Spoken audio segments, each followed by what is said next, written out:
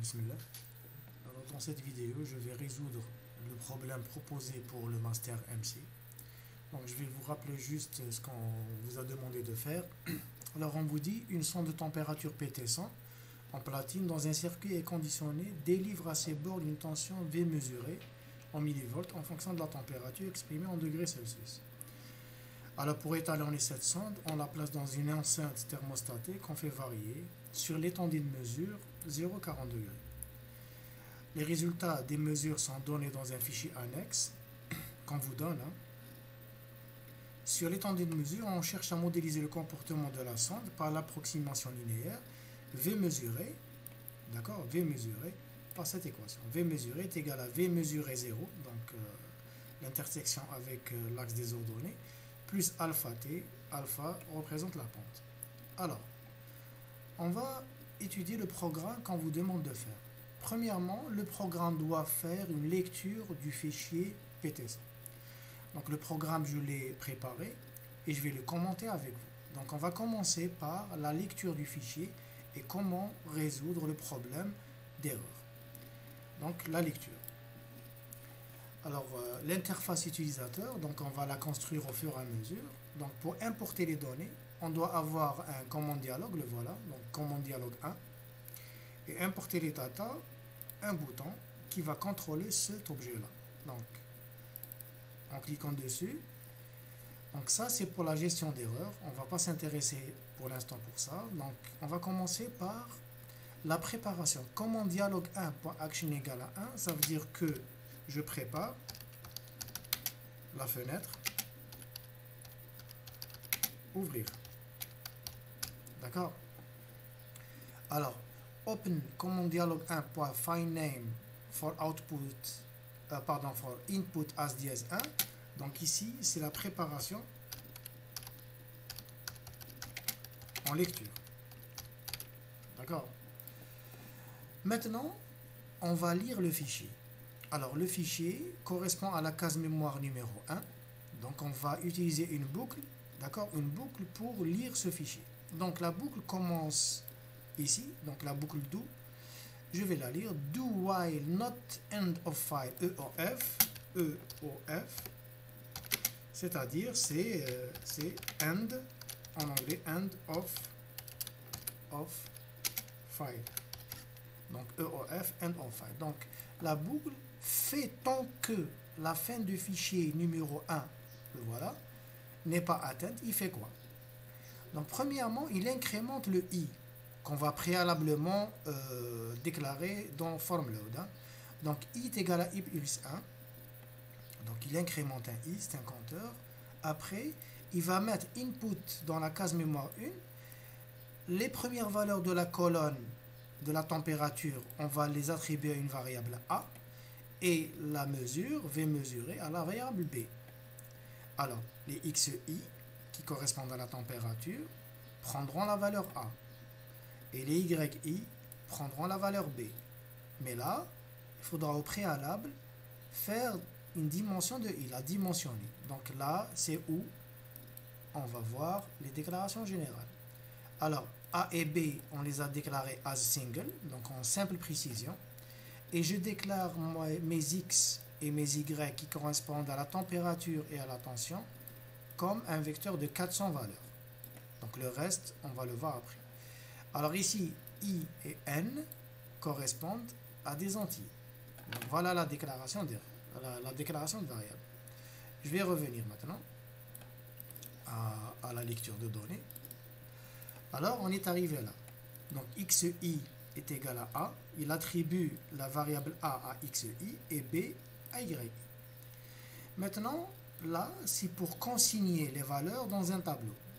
Alors comment on fait? Donc les deux premières lignes, donc ici, il prépare le tableau. Il prépare le tableau à 3 colonnes.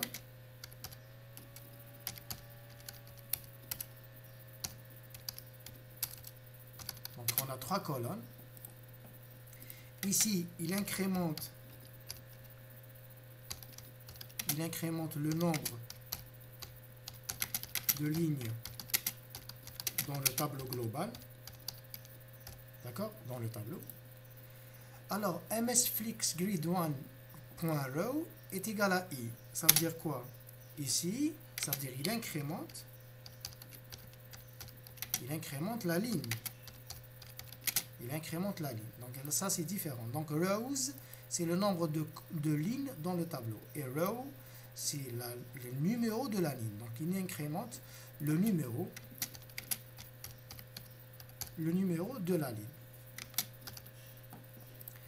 Alors, msflexgrid1.call, ça veut dire se place sur la colonne 1. Ici, il écrit la variable i, donc le numéro i dans la colonne, donc la colonne 1.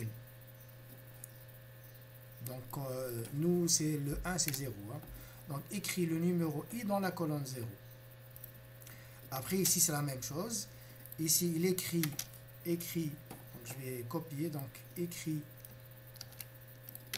ici, qu'est-ce qu'il fait? Écrit xi dans la colonne 1, qui correspond ici à la colonne 2, si on compte de 0. Ici, la même chose. Donc, il écrit les yi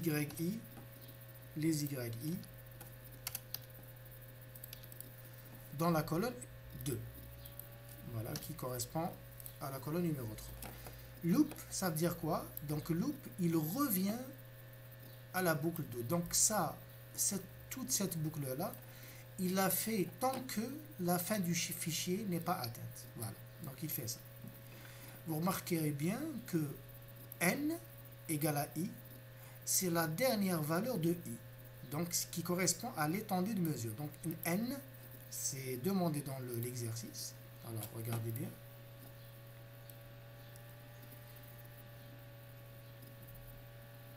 Alors ici, déterminé par le programme la valeur n. N, c'est la dernière valeur du fichier. Donc la dernière valeur du fichier. Si je reviens ici, j'ai mis n égale à i comme dernière valeur de i. Bien sûr, il faut la mettre en dehors de la boucle do. Voilà. Alors maintenant, ici, lbl number.caption. lbl number.caption, donc c'est une étiquette qu'on place sur la fin d'implémentation. Alors, je vais vous montrer comment on la place. Donc ici. Alors là, c'est, regardez, ce label, cette étiquette, elle est nommée LBL number. Donc celle-là, elle va porter le nombre n. Voilà. Donc LBL number.caption égale nombre de points importés égale, entre guillemets. Alors vous remarquez que ici, je suis en train d'écrire dans un caption. Donc tout ce que je mets sur la variable caption, ça doit être une chaîne de caractères, pas des nombres, une chaîne de caractères. Donc entre guillemets, qu'est-ce qu'il va écrire dans caption? Il va écrire tout ça, donc il va écrire nombre de points importés égal, avec un blanc, ici il y a un blanc. Il ferme, après j'ai mis end et la fonction str. Str, alors str, je vais écrire ici, str renvoie, alors renvoie, transforme un nombre en chaîne de caractères. Donc, en chaîne de caractères.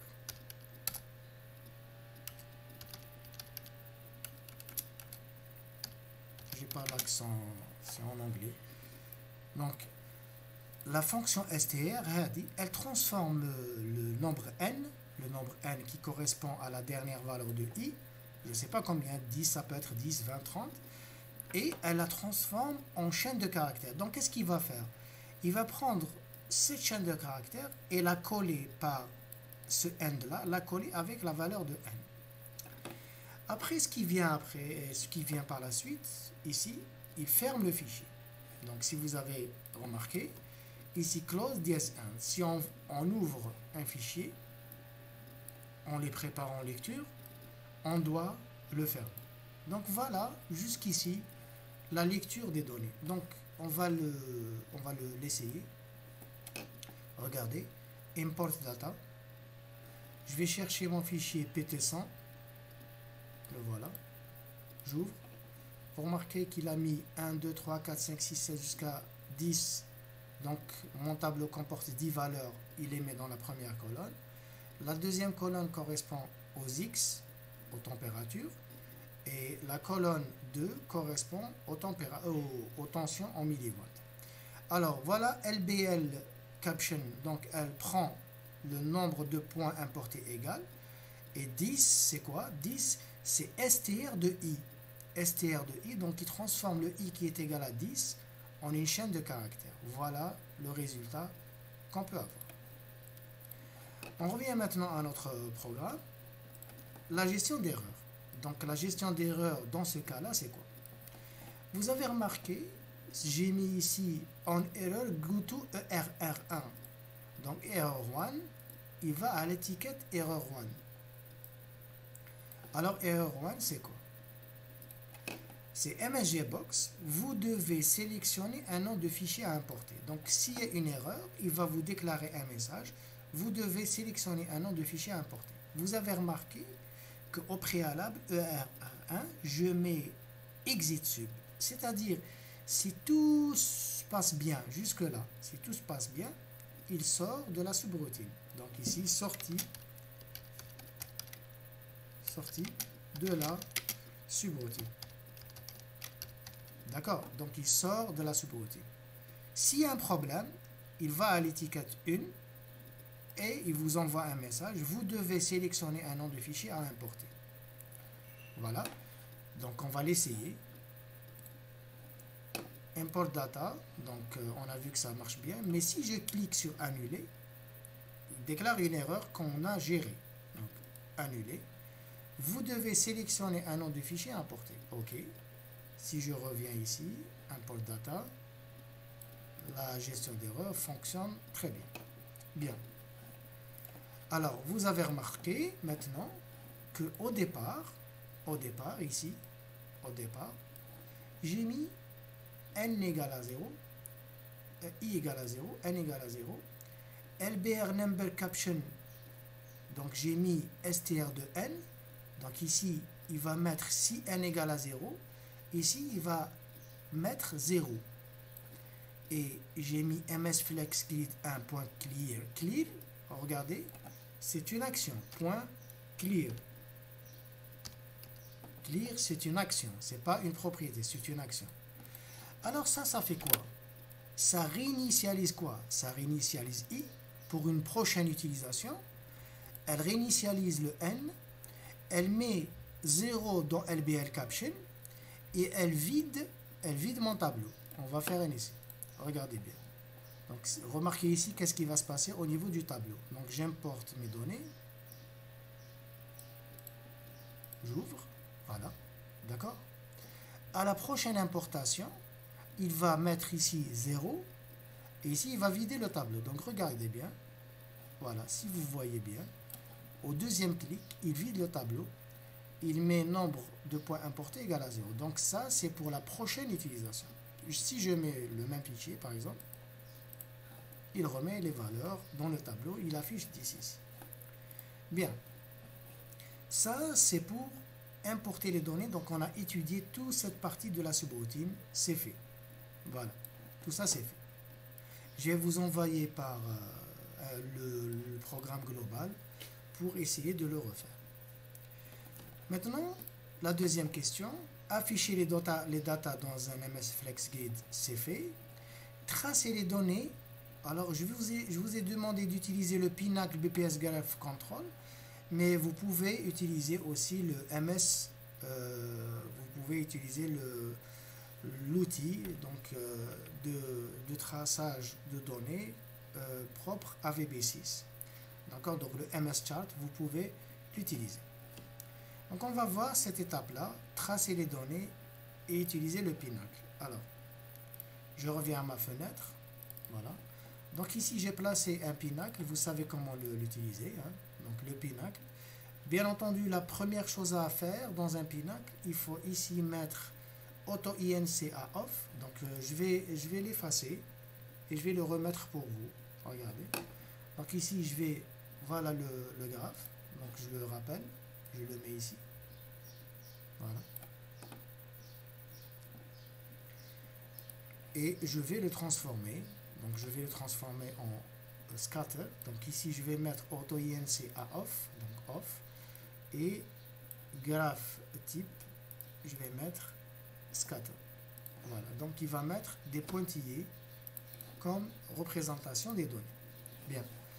Maintenant, pour tracer, je vais voir la procédure qui permet de tracer ça. Donc, tracer, donc je clique sur le bouton et on va voir comment ça fonctionne. Alors ici, c'est la gestion de la commande tracée commence par là. Regardez, on va voir juste cette partie-là. Après le reste, c'est des détails, c'est de la gestion d'erreur. Alors ici, j'ai utilisé une fonction with. Alors with, ça vous permet de ne pas réécrire à chaque fois graph 1.num7, graph 1.17, graph 1 fois 10.8. Donc, j'écris une fois with et ça se termine par end with. C'est facultatif, mais c'est plus économique en termes de saisie de caractères. Alors ici, là, if n supérieur à 2, then numPoints, graph 1.numPoints égale à i. Là, vous pouvez remplacer ça par graph 1.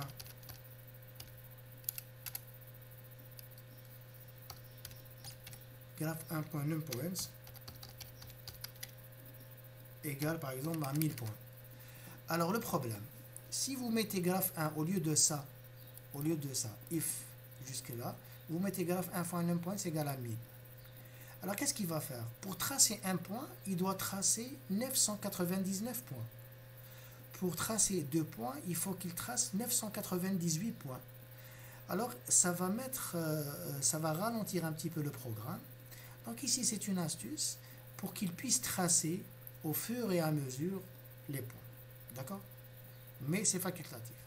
Alors num7, c'est le nombre de courbes dans le graphe. Donc 17 spécifie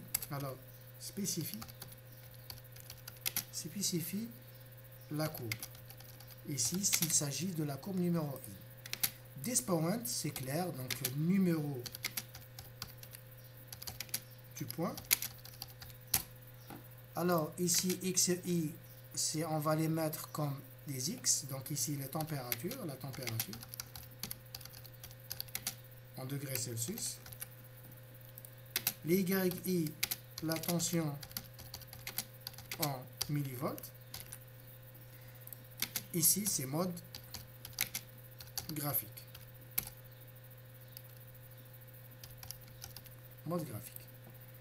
End with, donc ça, c'est pour tracer le graphe. Alors, regardez bien ce que j'ai mis. Si n supérieur ou égal à 1, alors, il fait ça. Donc, je mets ça dans une boucle. Donc, tout ça, c'est dans une boucle. Alors, qu'est-ce qu'il fait?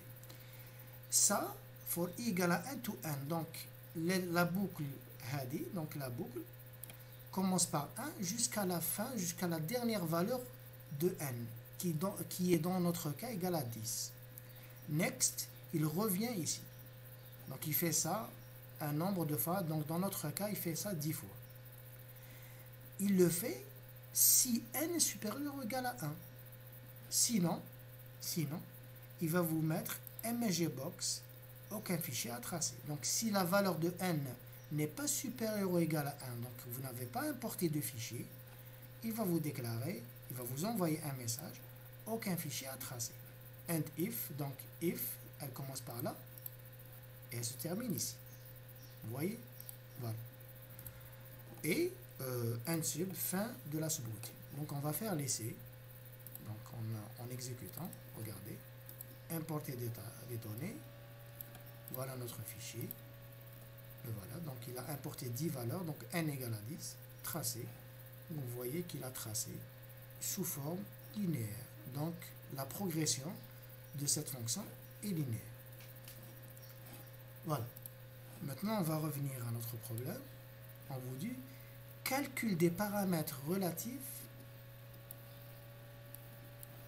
alpha et v mesuré. Alors, pour cette partie-là, on vous dit indexer x et y. C'est fait, dans notre cas, c'est fait. Qui correspond à t et v mesuré. Déterminer par le programme la valeur de n. Donc ça, c'est fait. Afficher les valeurs v mesuré et alpha. Donc alpha, la progression linéaire, c'est ça, donc tout ça. Donc vous avez toute cette progression linéaire. Donc alpha est égal à ces sommes-là, donc ce calcul-là, et v mesuré. Alors ici, ça doit se faire par le programme. Alors on va voir comment on fait. Donc le programme, donc on va mettre un bouton, calcul des paramètres. Alors, ici, on erreur, c'est la gestion d'erreur. On va commencer directement par le calcul. Alors, regardez, le calcul correspond à quoi? Alors, Sx, c'est la somme des x, des xi. Donc, c'est la somme des xi. Sy, c'est la somme des yi. Sxy, c'est la somme du produit x fois y. Somme du produit x et y, y. D'accord? Alors, Sx2, c'est la somme des x au carré plus x au carré. Donc, la somme des x au carré, donc Sx2, c'est la somme des x au carré, d'accord, plus x au carré. Donc ici, c'est quoi? Sx2, c'est, si vous voulez, c'est ça. Voilà. Donc c'est la somme des x au carré. Ici, c'est la somme des x au carré. Donc je vais changer de couleur. C'est ça. D'accord? C'est la somme des x au carré. Je reviens à mon problème. Donc j'ai fini. Donc j'ai tout fait. Donc j'ai la somme du produit, j'ai la somme des x, la somme des y, la somme des x au carré. Ici c'est rien, donc ça c'est la somme des x. Ici ce que j'ai fait ici, c'est la somme des xi au carré. Donc on a tout. Alors, donc on va écrire alpha c'est quoi et v mesurer c'est quoi. Alors alpha. Donc ici, j'ai utilisé directement la formule, donc je réécris ma formule. V mesurer, c'est ça. D'accord? Alors, au préalable, il faut que Sx, Sy, Sxy, il faut les déclarer avec alpha et V mesuré. D'accord? Donc, ils correspondent à une seule valeur, donc ce n'est pas des vecteurs. Regardez bien. Donc, j'ai déclaré Sx, Sy, Sxy, Sx au carré, alpha et V mesuré à single, donc en simple précision. Ici, en simple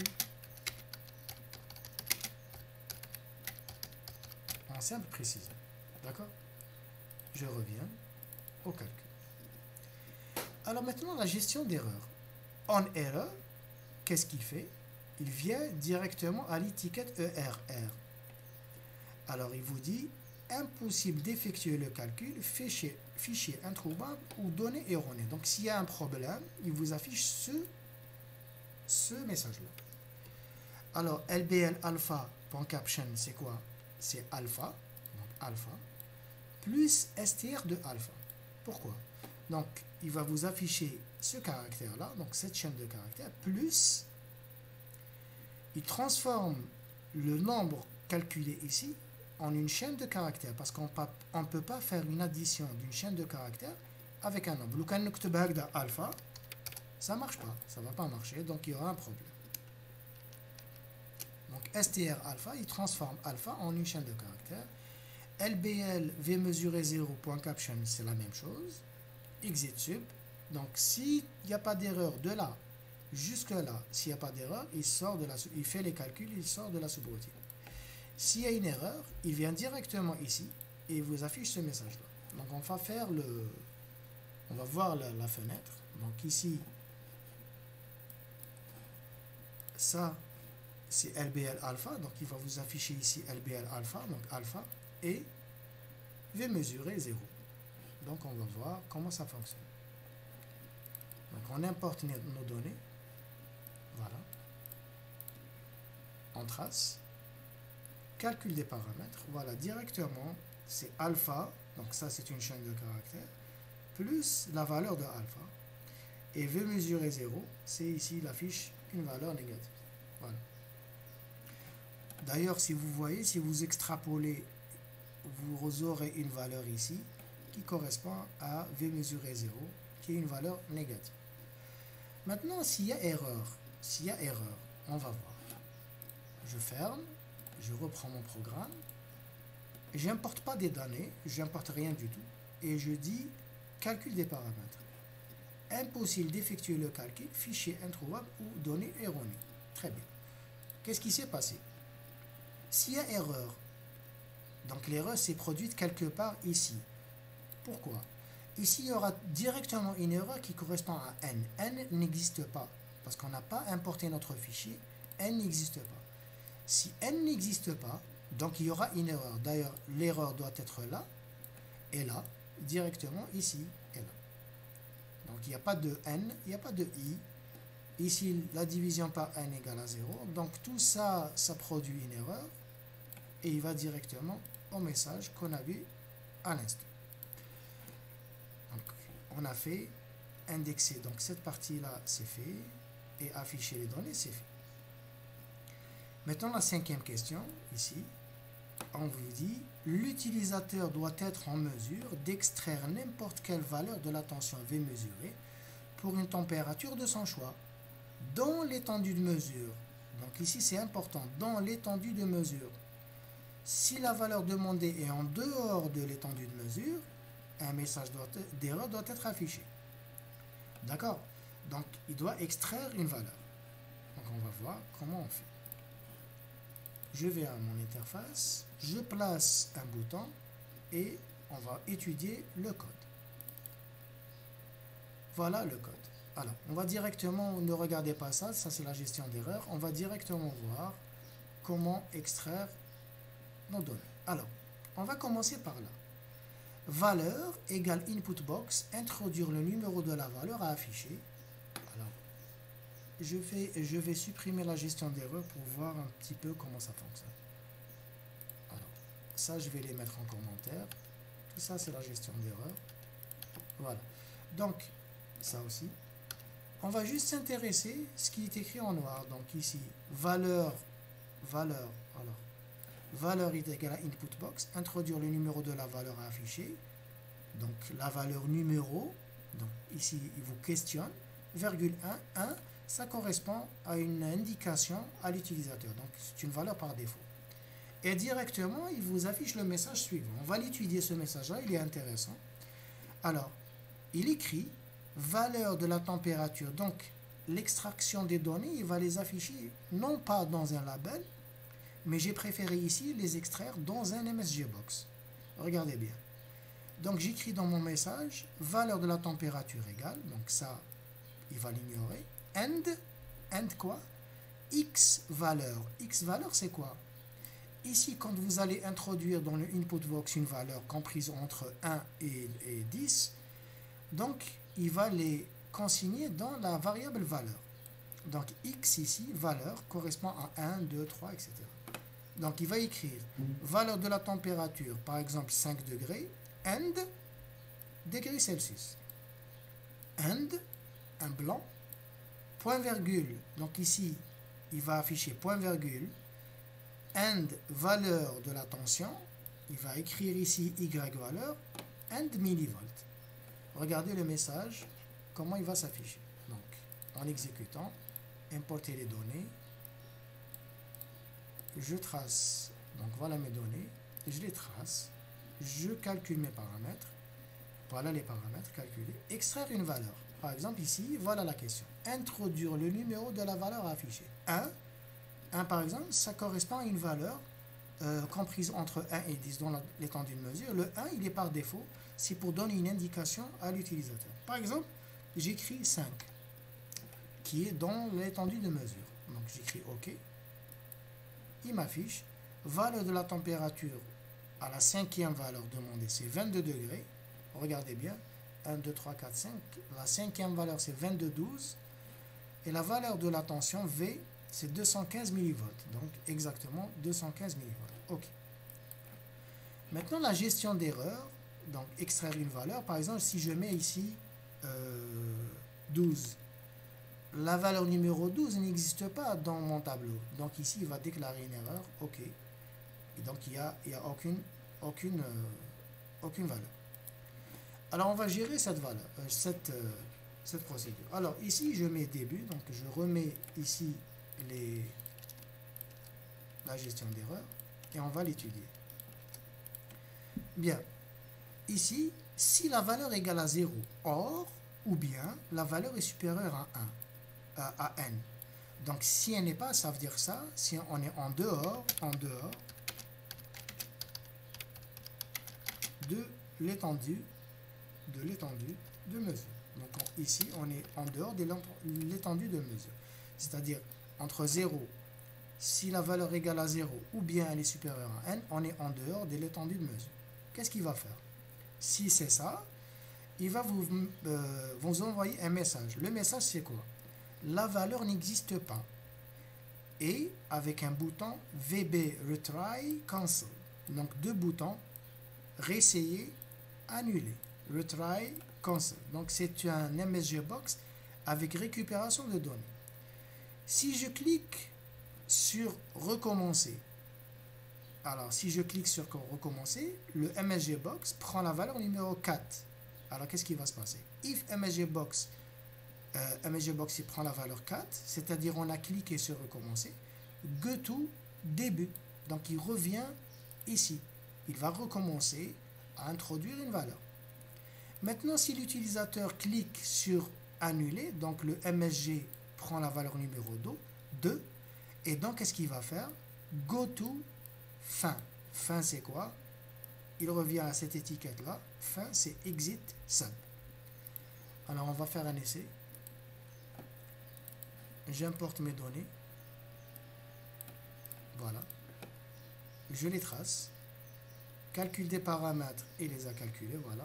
Extraire une valeur. Maintenant, je vais donner une valeur numéro 1, par exemple. OK.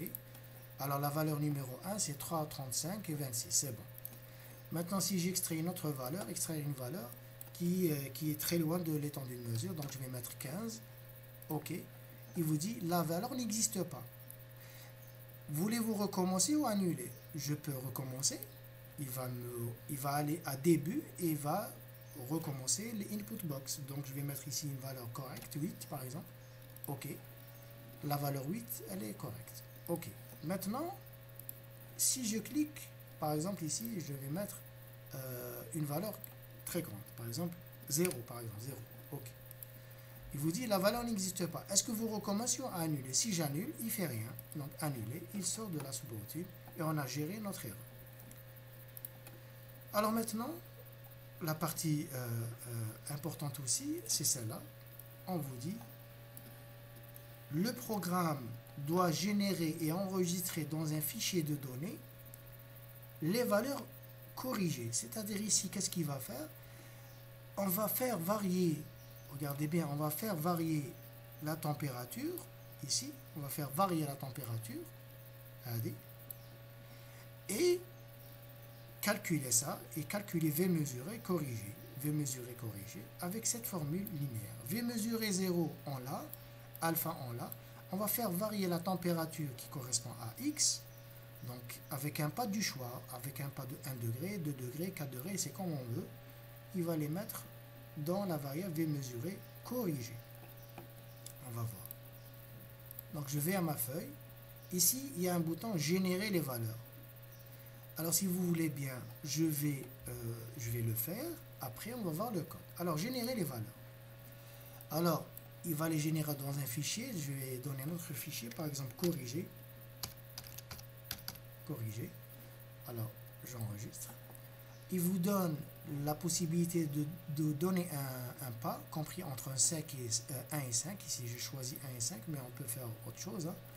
Alors, ça veut dire quoi? Ici, vous voyez que le pas n'est pas régulier, de la température n'est pas régulier. Si je prends un pas de 1, donc chaque degré, il va nous donner une tension. Donc, je prends par exemple ici 1, je vais dire OK. Regardez, il va générer un tableau. Ça, c'est pas demandé dans le programme, c'est facultatif, mais il va les générer dans un fichier. Entre 1 et 40, donc jusqu'à l'étendue de mesure, approximativement à l'étendue de mesure. On va voir comment on fait pour faire un arrondi. Et il va vous afficher à chaque fois la tension. Alors, on va voir comment on fait. Voilà le code, donc générer les valeurs. Alors, il commence par là, donc on ne va pas s'intéresser pour l'instant à la gestion d'erreurs. On va voir le fonctionnement. Alors, il fonctionne comment? Comme mon dialogue 1.action égale à 2, donc ici, il prépare le fichier en écriture. Donc, il prépare le fichier en écriture. Ici, ici, c'est ça la préparation, excusez-moi. Donc, il prépare le fichier en écriture. Ici, ouvre la fenêtre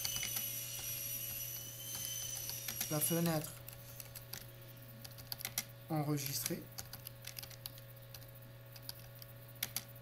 sous. Donc, il ouvre la fenêtre enregistrer sous. Donc, ici, il prépare le fichier en écriture. Vous voyez bien ici, j'ai réservé une case mémoire 2 et non pas 1 parce qu'elle est déjà prise. Et je commence. Faites pas attention à ça, c'est des étiquettes, on va les voir tout à l'heure. Alors, il va vous demander le pas, comme on a vu. Donc le pas, c'est une variable qu'on a déclarée, regardez bien, pas. C'est une variable qu'on déclare dans les déclarations générales. Pas as integer, donc un entier. Donc un entier, c'est comme I et N. Alors, pas, donc c'est input box, introduire un pas compris entre 1 et 5, donc ça on l'a vu, donc, et on donne une indication comme si c'était un chiffre, donc ça c'est la valeur par défaut.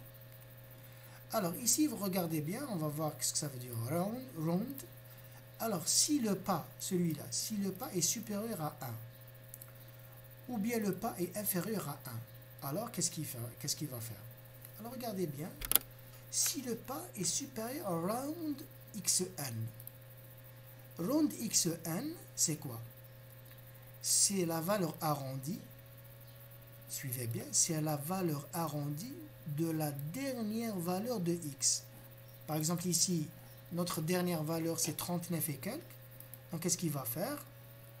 On ne l'a pas ici.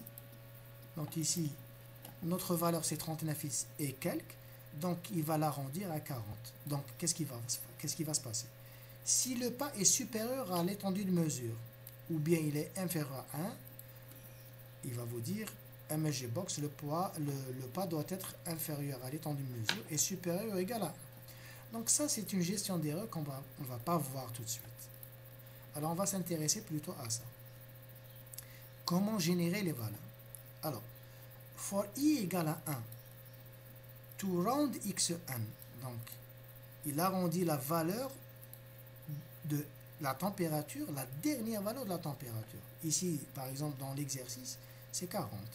C'est 39 et quelques, donc il va l'arrondir à 40. Donc, for i égale à 1 to 40, step, donc le pas, il est choisi, step pas.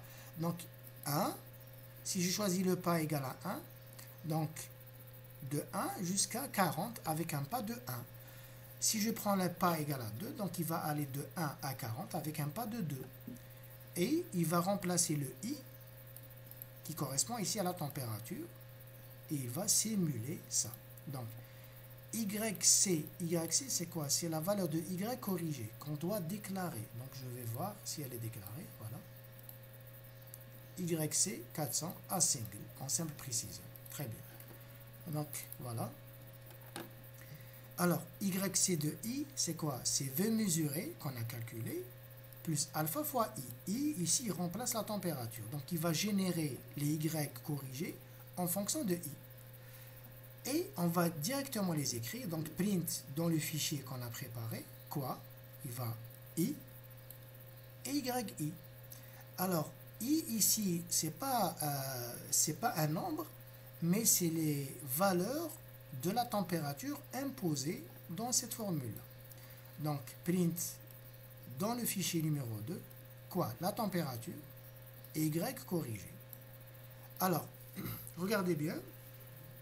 Ici, c'est pas demandé, hein. Ça, c'est pas demandé, mais on le fait. Donc, on va consigner dans un tableau quoi? Les valeurs de i et les valeurs de y corrigées. Remarquez qu'est-ce que j'ai fait ici. J'ai mis k est égal à k plus 1. J'ai introduit un nouveau compteur. Pourquoi? Vous allez comprendre rapidement. Regardez ici. La colonne, donc le nombre de colonnes est égal à 3, ça on l'a vu. Regardez ici. Row égale à k. K prend des valeurs de 1 jusqu'à 1, 2, 3, donc c'est un compteur simple avec un pas de 1. Donc, le i, par exemple, dire i. Le numéro de la ligne va faire quoi? Va faire 1. Si je prends un pas, par exemple, de 5, la prochaine ligne, ça fera 5. Regardez, je vais garder i pour vous voyez l'erreur. Alors, je vais choisir ici. On va exécuter, donc importer les données. Donc voilà notre fichier, tracé, très bien, calcul des paramètres, très bien, extraire une valeur, oui, extraire n'importe quelle valeur, très bien, générer les valeurs. Alors ici, je vais générer des valeurs corrigées, voilà. Et le pas, par exemple, je prends un pas de 3. Regardez qu'est-ce qu'il va faire dans le tableau. Donc, il génère les valeurs sans aucun problème. Donc, 1, 4, 7, avec un pas de 3. Très bien, sans aucun problème. Mais regardez, il saute à chaque fois 2 lignes. Donc, ici, le row suit le i et non pas k. Donc, ici, pour corriger ça, j'ai introduit un compteur k qui est indépendant de i.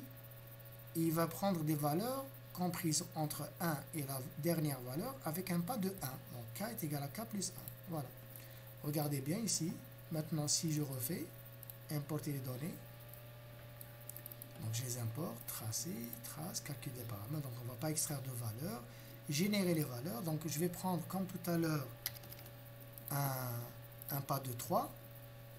Et cette fois-ci, vous voyez que il suit le nombre de rows égale, ici row égale à k, donc 1, 2, 3, etc. Maintenant, il faut voir ce que nos valeurs sont correctes. Mais avant, regardez que la dernière valeur, c'est 40 et non pas 39,86. Donc, il a pris la dernière valeur qui correspond à 39,86, il a arrondi à 40, très bien. On va voir maintenant si les valeurs ne sont pas très éloignées. À titre d'exemple, je vais choisir, je ne sais pas, 22,12 qui correspond à 215. Ici, 22,12, 22, c'est à peu près la valeur qui s'approche le plus, c'est 216. Donc ici, il a corrigé les valeurs ici, il les a corrigées par une régression linéaire à travers les paramètres alpha et bêta. Donc on a presque fini. On va maintenant juste voir la gestion d'erreur ici. Alors s'il y a une erreur, il va à erreur directement. Et l'erreur, c'est quoi? Vous n'avez pas introduit un nom de fichier ou opération non permise. Donc, s'il y a erreur, c'est ce qu'il va faire. Voilà. On n'oublie pas de fermer notre fichier, bien sûr. Et je vais démarrer ici. Alors, début, c'est quoi? Alors, qu'est-ce que c'est que cette gestion d'erreur qui est là? Alors, si le pas dépasse l'étendue de mesure, donc si le pas dépasse 40, ou le pas est inférieur à 1, on vous donne un message qui vous dit le pas doit être inférieur à l'étendue de mesure et supérieur ou égal à 1. Go to début, donc go to début c'est quoi? Il revient ici et pas là, donc il revient ici. Il va vous demander d'introduire un nouveau pas. Donc on va essayer. Regardez, on va calculer. Voilà, tracer, calcul des paramètres, générer les valeurs. Alors, on va mettre un fichier. Alors, le pas, je vais mettre un pas, par exemple, qui est égal à 45. Regardez. Il vous dit le pas doit être inférieur à l'étendue de mesure et supérieur ou égal à 1. Je vais dire OK. Je vais introduire un nouveau pas, par exemple 4. OK. Donc 4, il vous génère le nombre de valeurs qu'il faut. Alors, on a fini pratiquement le problème. Alors ici, c'est des recommandations générales. La gestion d'erreur doit être spécifique. Indiquer la nature, c'est ce qu'on a fait. Maintenant, les objets doivent être nommés. On a respecté les conventions. Donc ici, on a respecté toutes les conventions. Voilà, ça c'est fait. Ça c'est fait. La feuille doit être à Window State Maximized. Donc on va le faire. Donc je vais sélectionner ma feuille. Et je vais choisir la dernière valeur, Window State. Ici, elle est anormale. Je vais changer, je vais mettre Maximized.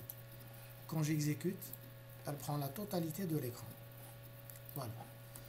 Alors, après, ça c'est fait. L'interface doit être intuitive. Utiliser des MSGBox. Donc on a fait ce qu'on a pu. Incorporer des commentaires dans le code, c'est fait. Utiliser des menus. Donc ici, on va voir comment utiliser des menus dans l'interface. C'est très facile. Alors on va juste voir ça. Donc ça on n'a pas fait. Ça on n'a pas fait. Alors utiliser un bouton exit pour quitter l'application. Le programme doit proposer à l'utilisateur un choix. Êtes-vous sûr ou pas? Donc on va voir le bouton quitter. Le bouton quitter, le voilà. Donc le bouton quitter, c'est ça. Alors dès que vous cliquez sur quitter, il vous envoie un message. Voulez-vous quitter avec récupération de valeur? Donc MSGBox avec récupération de valeur. Alors VBS No. Donc il vous propose deux boutons, un oui et un non. Donc si vous cliquez sur oui, alors voulez-vous quitter? Si vous cliquez sur oui, donc if MSGBox égale à 6, donc vous avez cliqué sur oui. Then end. Donc il sort directement du programme. End. C'est pas exit sub ou bien end sub. End, il termine le programme. Si vous avez cliqué sur non, no, donc la MSGBox il va prendre la valeur 7. Then exit sub. Exit sub, il sort de la subroutine CMD quitter sans affecter le programme général. Donc on va faire un essai. Quitter. Voulez-vous quitter? Non. Voilà, il fait rien. Quitter. Voulez-vous quitter? Oui. Donc il ferme totalement le programme. Donc pour les menus, je vais faire qu'un seul. Pour gain de temps, je vais faire un seul. Par exemple, importer data. Alors je vais aller au gestionnaire des menus. Donc le voilà, le gestionnaire du menu. Éditeur menu. Donc je clique dessus. Et je vais mettre par exemple fichier ici. Fichier. Name. MNU. Donc les conventions pour les menus, c'est MNU. MNU fichier. C'est comme un bouton. C'est exactement comme un bouton. Et c'est tout. Voilà, regardez ici, il y a fichier. Après, je vais mettre un sous-menu. Donc, un sous-menu, je fais quoi? Je vais ici, à un endroit vide, je clique sur la flèche droite, donc il y a un sous-menu de fichier, et je vais écrire la même chose, importer data. Donc, importer data. MNU importer, et c'est tout. Regardez bien, maintenant, si je clique sur fichier, vous avez importé data. Alors, qu'est-ce qu'il faut faire? Il faut juste prendre le code ici, importer data. Donc, je prends tout ce code-là jusqu'à la fin de la subroutine. Je le copie et je le colle dans le menu correspondant. Importer menu. Voilà. Donc, regardez, c'est une subroutine MNU importer. Ça correspond exactement, ça a le même comportement qu'un bouton. Je colle mon code, j'exécute. Ah pardon, ici, je fais une erreur.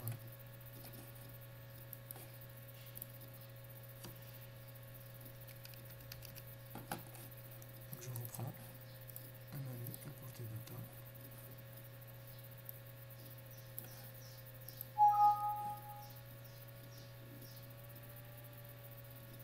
Donc ici, j'ai dû coller quelque part, j'ai dû faire une erreur.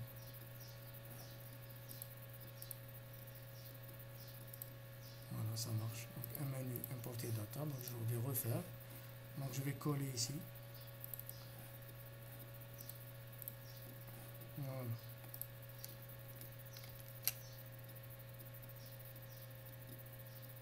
là, j'ai collé deux fois. Oui, j'ai collé deux fois. Très bien. J'ai fait une erreur de copier-coller. Donc je prends ça, je le copie, donc pour ne pas faire d'erreur.